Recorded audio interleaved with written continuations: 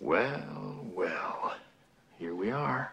Hard to believe it's been 30 years since we spent our first Saturday detention with the Breakfast Club. In honor of its 3-decade anniversary, 22 Vision is unveiling 10 movie secrets about this iconic John Hughes classic. What can I say? I'm thrilled. In an unorthodox style of filmmaking, the Breakfast Club was shot entirely in sequence, meaning this was the first day of shooting. It's so absurd I have to be here on a Saturday. And this was on the last day.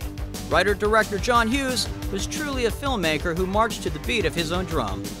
The Breakfast Club was so brilliantly cast that it's hard to imagine any other actors in these roles. But did you know that another well-known 80s actor was supposed to be in the film? What are you babbling about? The role of janitor Carl Reed was originally supposed to be played by Rick Moranis. But due to some creative differences with John Hughes, Moranis was eventually replaced by actor John Kopelos, an actor Hughes had just worked with on his 1984 film, 16 Candles. Feel pretty stupid right about now, huh, Padre? On to our Fab Five. Even though the young actors were all playing high school students, only 2 of them were actual teenagers during filming. Can you guess which 2? Anthony Michael Hall and Molly Ringwald were only 16 years old, while their other 3 castmates were in their 20s. I don't think I belong in here. In fact, to prepare for his role as the rebellious John Bender, 25-year-old Judd Nelson went undercover at a local high school outside Chicago and convinced classmates that he was a legitimate student. Remaining in character, Judd was not only disruptive in class, but was even sent to the principal's office numerous times. Not too hard to imagine. Ha! Even though she doesn't speak for the first 33 minutes of the film, Ali Sheedy's character Allison was definitely a fan favorite.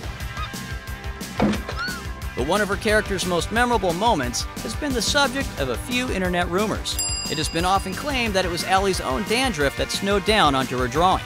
Allie is a dedicated actress, but alas, for this effect, Parmesan cheese was used. Pretty gross. In order to get a more organic performance from his young actors, John Hughes often gave them the freedom to improvise. You're a neo-maxi-zoom dweeby. This is apparent in the scene where Bender shared his wacky tobacco with the group. For this scene, Hughes just let the cameras roll. Chicks cannot hold a smoke. No drugs were used during the filming of this movie. The cast was smoking the culinary herb, oregano. So with all this Parmesan cheese and oregano, is anybody else hungry for a pizza?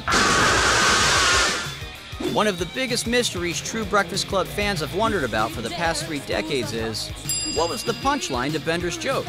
Well, we have the answer. Bartender says, I suppose you won't be needing a drink. Naked lady says. Not to be a buzzkill, but the truth of the matter is, the joke actually had no punchline. Judd Nelson made the creative decision to ad-lib a dirty-sounding joke that had no ending. So, I guess we'll never really know what the lady said to the bartender. Sue me. Anthony Michael Hall's character Brian talks about the intense pressure his parents put on him regarding his studies. But what you may not have known is that the actress who played his mom in the beginning of the film was actually Anthony's real-life mother. And the little girl playing his sister? Yep, that was his real-life sister, too. And in an Alfred Hitchcock-like cameo, that's director John Hughes playing Brian's father. Rumor has it that the Breakfast Club anthem, Don't You Forget About Me, was initially written for a very successful rock star at the time. This is, in fact, very true. Billy Idol was the songwriter's first choice to perform the tune, but to the surprise of many, Idol turned the offer down. Simple Minds eventually stepped in, and the rest is musical history. We're guessing this poor decision is one that Billy Idol would like to forget about. I will not be made a fool of. So, Mr. Vernon, 30 years later, the Breakfast Club still continues to be a favorite amongst all ages. Why, you ask? We've come to learn that you see this film how you want to see it. In the simplest terms, in the most convenient definitions. But what we've found out is that the Breakfast Club is authentic, a masterpiece, timeless, and a classic. Does that answer your question? Sincerely yours, 22 Vision.